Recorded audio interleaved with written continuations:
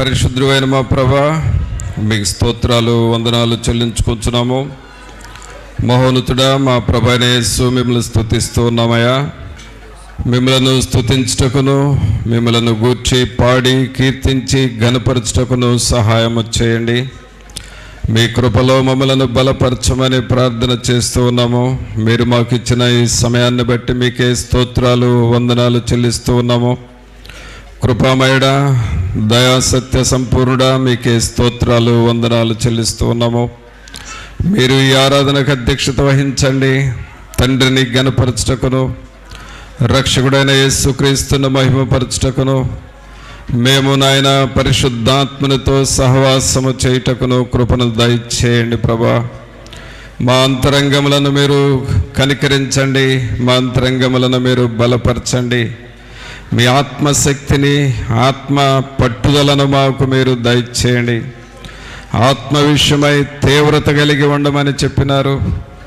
అలాగే దేవుని విషయంలో పట్టుదల కలిగి ఉండమని చెప్పినారు. మీ యొద్ద సహనముతో కనిపెట్టమని మీరు చెబుతున్నారు ప్రభా. అట్టి నాయన స్వభావం మాకు మీరు దయచేయండి. తండ్రి అయిన దేవా, మీ సన్నిధిలోనికి వచ్చి మిమ్మల్ని వేడుకొంచున్నాము. మీరు మాకు అధ్యక్షత వహించండి. ఏ రీతిగా మిమ్మల్ని స్తుతించి ఘనపరచవలనో సమస్త విషయాల్లో మీరే మీ కృపను మాకును మీరు సమృద్ధిగా మీరు దయచేయండి. ఈ ఆవరణమంతా మీ సన్నిధితో నింపండి ప్రభా. పాటలు పాడుచుండగా ఆ పాటల ద్వారా దేవుని యొక్క ఆత్మ మమ్మలను బలపరచునట్లుగాను, మిమ్మలను మహిమపరచువారముగా చేయండి ప్రభా. అలాగే మాలో ఉన్నటువంటి నిర్లక్ష్యము, నిర్లిప్తత సంపూర్ణంగా తొలగిపోనట్లుగా చేయండి. దుష్టుని యొక్క ఆటంకములు మాలో కానీ, ఆవరణంలో కానీ, ఎవరిలో ఎక్కడ ఆటంకములు లేకుండా చేయండి ప్రభా. అడ్డుబండయు అడ్డు గోడలను కూలద్రోయమని ప్రార్థన చేస్తూ ఉన్నాము. మిమ్మలను ఘనపరచుటకు మాలో ఉన్న అభ్యంతరములన్నిటినీ మీరు తొలగించండి.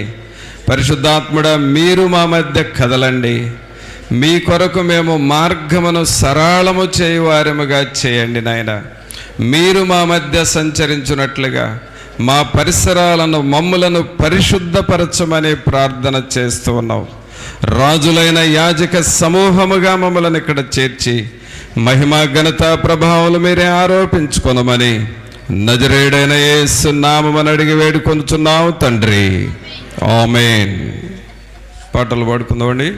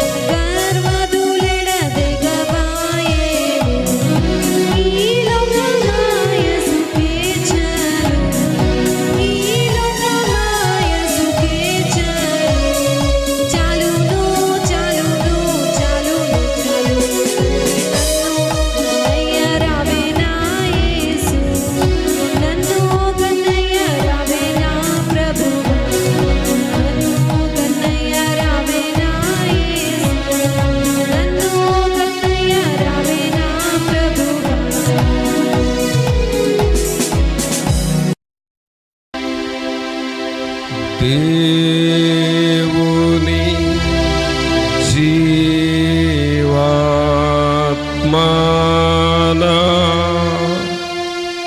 మీదికి రమ్ము. దేవుని జీవాత్మనా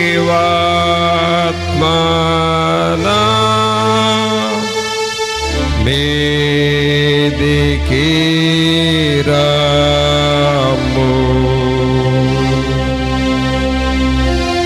వీరాచు వంచు మాలాచు నింపు దేవుని జీవాత్మనా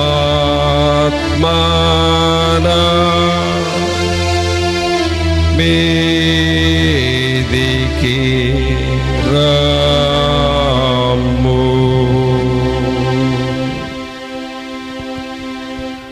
మీ ఆత్మశక్తిని మాకు దయచేయండి. మీ వాక్యముతో మమ్మలను పోషిస్తూ ఉన్న దేవుడు, వాక్యము ద్వారా మమ్మల్ని హెచ్చరించుచున్న దేవుడు, అందుకు మీకు వందనాలు చెల్లిస్తున్నాం. క్రీస్తులో పటిష్టత కలిగిన వారిగా మమ్మలను చేయండి. క్రీస్తు యేసుకు కలిగిన మనస్సును కలిగిన వారముగా మేము ఉండుటకు సహాయము చేయండి. మీ వాక్యము మమ్మలను హెచ్చరించి బలపరచులాగున మాతో మాట్లాడమని నజరేయుడైన యేసు నామమున అడిగి వేడుకొంచున్నాం తండ్రి, ఆమేన్. ప్రియులారా, దేవుని వాక్యం చూసుకుందాం.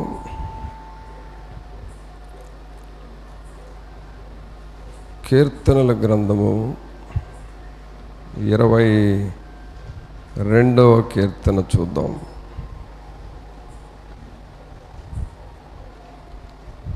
22వ కీర్తన 19వ వచనం చదువుదాం.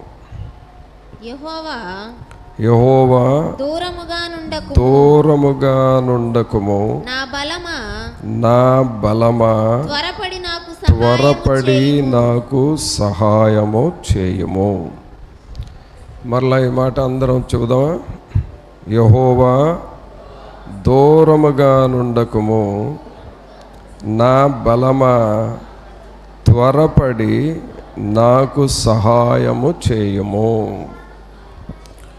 చూడండి, ఈ కీర్తన దావీదు గారు రాసిన కీర్తన.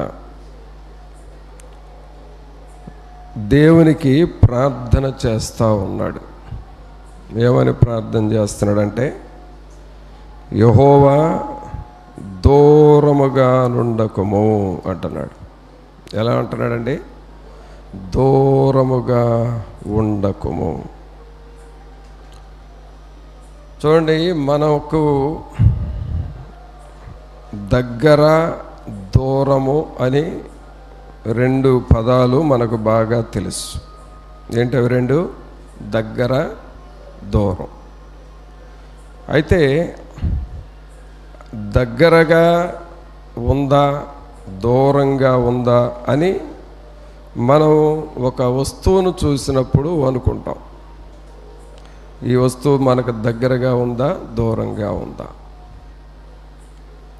ఇప్పుడు ఆ రోడ్డు మీద కరెంటు స్తంభాలు ఉన్నాయి, మనకు దగ్గరగా ఉన్నాయా దూరంగా ఉన్నాయా? దూరంగా ఉన్నాయి. అదే మనకి టీవీ స్టాండ్ ఉంది, మనకి ఎట్లా ఉంది? దగ్గరగా ఉంది. అంటే చూడగానే అది దగ్గరగా ఉందా దూరంగా ఉందా మనకి అర్థమవుతుంది. మరి ఇప్పుడు దావీదు గారు దేవుణ్ణి ఏమంటున్నాడు? యెహోవా దూరముగా ఉండకము. అంటే దేవుడు దూరంగా ఉంటున్నాడా లేక దగ్గరగా ఉంటున్నాడా ఎలా తెలుస్తుంది? దేవుడు మనకు దూరంగా ఉన్నాడని ఎలా తెలుస్తుంది? లేక దేవుడు మనకు దగ్గరగా ఉన్నాడని ఎలా తెలుస్తుంది? ఏమైనా గుర్తుపట్టగలమా?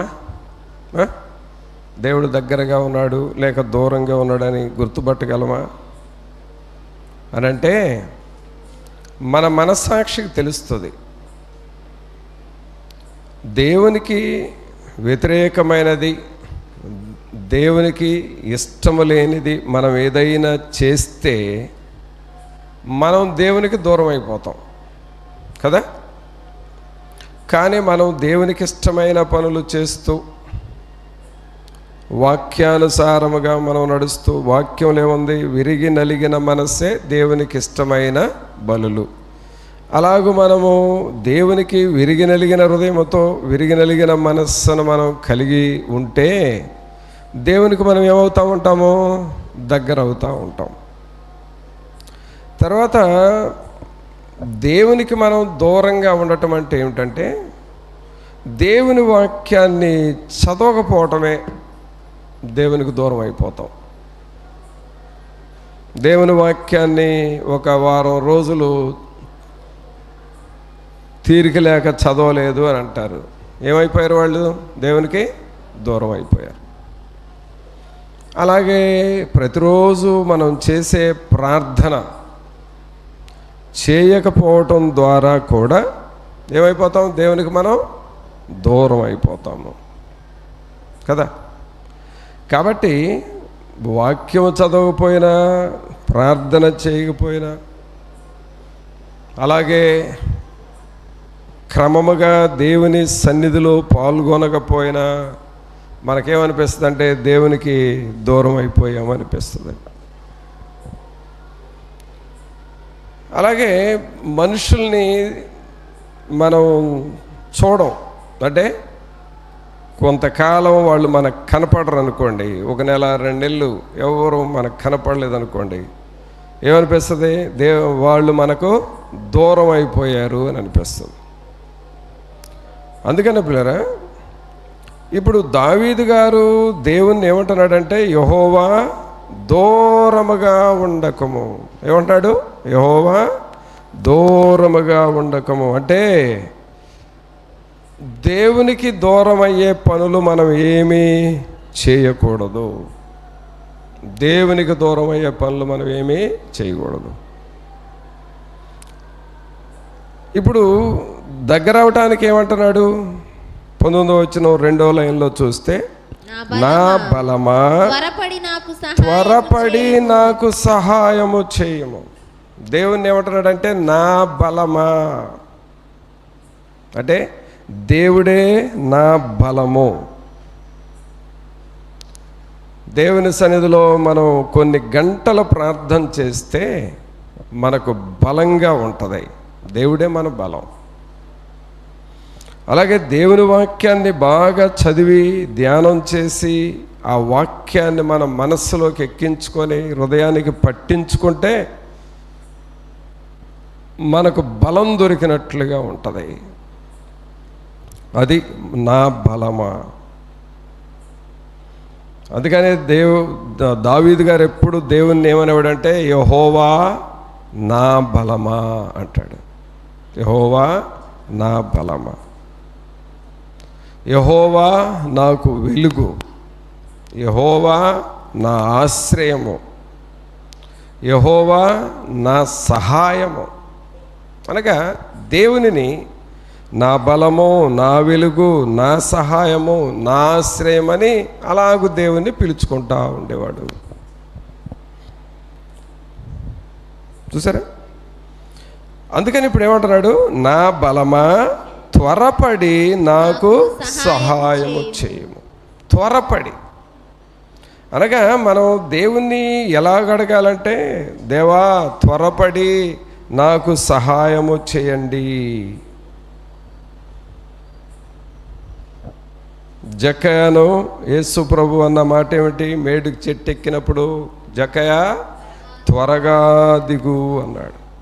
అప్పుడు జక్కయ్య ఏం చేశాడు? త్వరగా దిగి వచ్చాడు. అలాగే దేవునిని కూడా మనం ఈ దావీదు గారు అడుగుతున్న మాట ఏమంటే, నా బలమా త్వరపడి నాకు సహాయము చేయము. అంటే నువ్వు దేవుణ్ణి అడుగుతూ ఉంటే ప్రభు నీకు సహాయం చేస్తాడు. నాకు సహాయము చేయము. ఏమి సహాయం ఇది? ఏమి సహాయం? ఒక వ్యక్తి ఒక సహాయమే చేయగలడు, కానీ దేవుడు అన్ని రకాల సహాయాలు చేయగలడు. మనకు ఏ రకమైన సహాయము కావాలి అన్నా కూడా ఆ సహాయాన్ని ప్రభు మనకు చేయగలడు. అందుకనే నా బలమా నా త్వరపడి నాకు సహాయము చేయము అంటున్నాడు. నా బలమా త్వరపడి నాకు సహాయము చేయము. ప్రభువురా, మనము కూడా దేవుని ఇదే అడగాలి, త్వరపడి నాకు సహాయము చేయండి, నాతో మీరు ఉండండి. మరొక చోట దావీదు గారు దేవుని ఏం అడుగుతాడో చూద్దాం. 31వ కీర్తన తీయండి. 31వ కీర్తన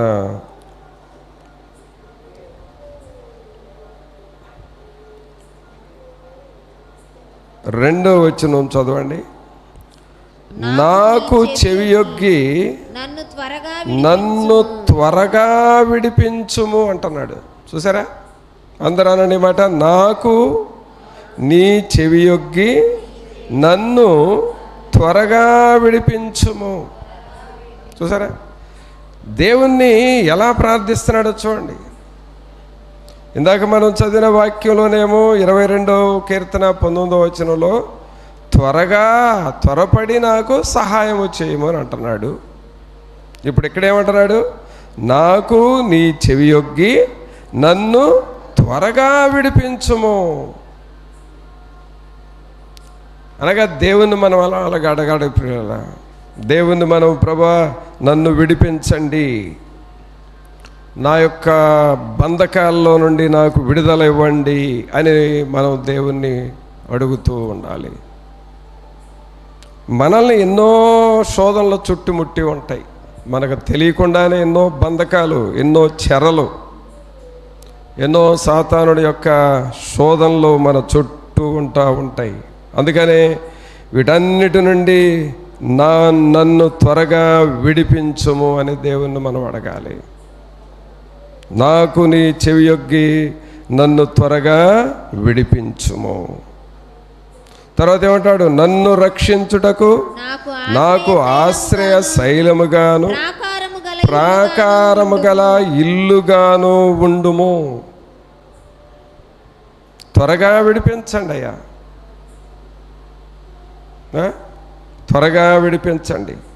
ఏదైనా ఒక శోధనలో ఉంటే ఆ శోధనలో నిదానంగా విడిపించండి అని అంటామా? మనం ఏమని అడుగుతాం? త్వరగా విడిపించండి, మాకు త్వరగా విడుదల దయచేయండి అని అంటాం. కాబట్టి మన మీద సాతానుడి యొక్క ప్రభావము ఏదైనా ఉంటే అది మనం గ్రహించుకొని, నాకు త్వరగా విడుదల ఇవ్వండి అయ్యా, త్వరగా నన్ను విడిపించండి, నాకు విడుదల ఇవ్వండి అని మనం ప్రభువుని అడుగుతూ ఉండాలి. త్వరగా విడిపించండి నాకున్న బంధకాల నుండి. ప్రార్థనహీనత వస్తుంది కొన్నిసార్లు, ప్రార్థనాత్మ పోతుంది. ప్రార్థన ఇంతకుముందు చేసినంతగా చేయలేము మనం. ఒకవేళ చేయాలని అనుకున్నా అంత ప్రార్థనాత్మ రాదు. ఎందుకని? ప్రార్థనాత్మ రాకపోయింది అని అంటే అది ప్రార్థనహీనత. ఇప్పుడు ఆ ప్రార్థనహీనతలో ఎక్కువ కాలం కొనసాగామనుకోండి, ఆ ప్రార్థనాత్మ తగ్గిపోయి అడుగంటిపోతాం. అందుకని త్వరగా విడుదల పొందాలి అంటే ప్రార్థనహీనత పోయి ప్రార్థనాత్మ మనకు రావాలి. నేను కూర్చుండునప్పుడు, లేచినప్పుడు, నడుచునప్పుడు నేను ప్రార్థన చేస్తూ ఉండాలి ప్రభు అని మనం ప్రభువుని అడుగుతూ ఉండాలి. ప్రార్థనహీనత అనేది ఒక బంధకంలాగా పట్టేస్తుంది. అలాగే హృదయము కఠినము కావటం, హృదయ కాఠిన్యత అంటాం. ఈ కఠినత్వము కూడా కొన్నిసార్లు పట్టేస్తూ ఉంటుంది. అందుకని ఈ కఠినత్వం అనే బంధకం ఈ దాసత్వం అనే బంధకం, ఈ ప్రార్థనహీనత అనే బంధకాలు, ఈ బంధకాలన్నీ నాకు విడుదల కావాలి అని మనం ప్రభువుని అడగాలి. అందుకనే ఇక్కడ ఏమని ప్రార్థన చేస్తున్నాడు దావీదు గారు? నాకు నీ చెవియొగ్గి నన్ను త్వరగా విడిపించుము, నన్ను రక్షించుటకు నాకు ఆశ్రయ శైలముగాను ప్రాకారము గల ఇల్లుగాను ఉండుము. అలాగ ఉండండి అయ్యా అని అడుగుతున్నాడు. తర్వాత ఇంకేం అడిగాడో చూద్దాం. 38వ కీర్తన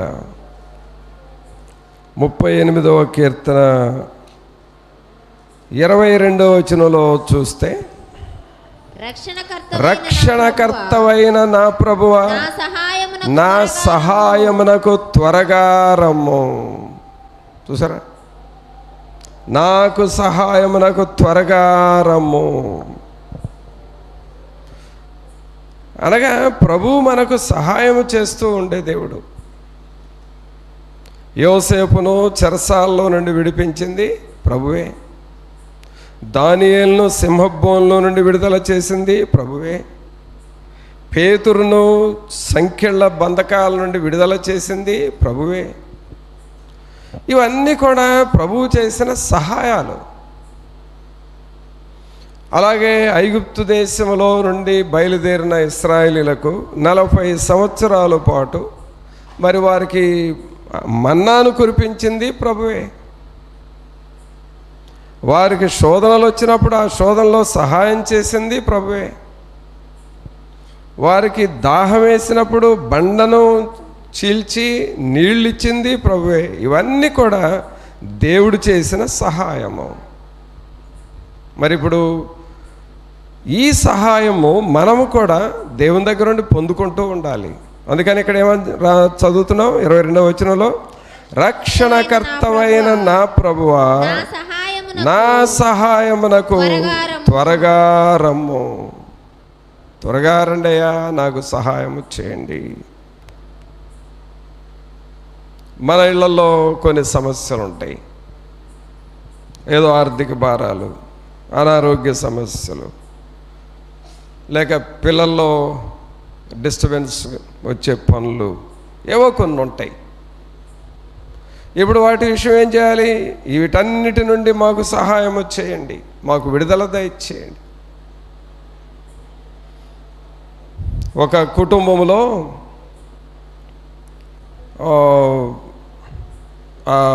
ఇంటి ఆ స్త్రీ అంటే ఆ తల్లికి చీకటి శక్తులు పట్టినాయి. అయితే ఆమె చాలా కృంగిపోయింది. ఆమె బాగాలేదు, అనారోగ్యం అనుకొని తన భర్త ఆమెను హాస్పిటల్స్కి తీసుకొని వెళ్ళాడు.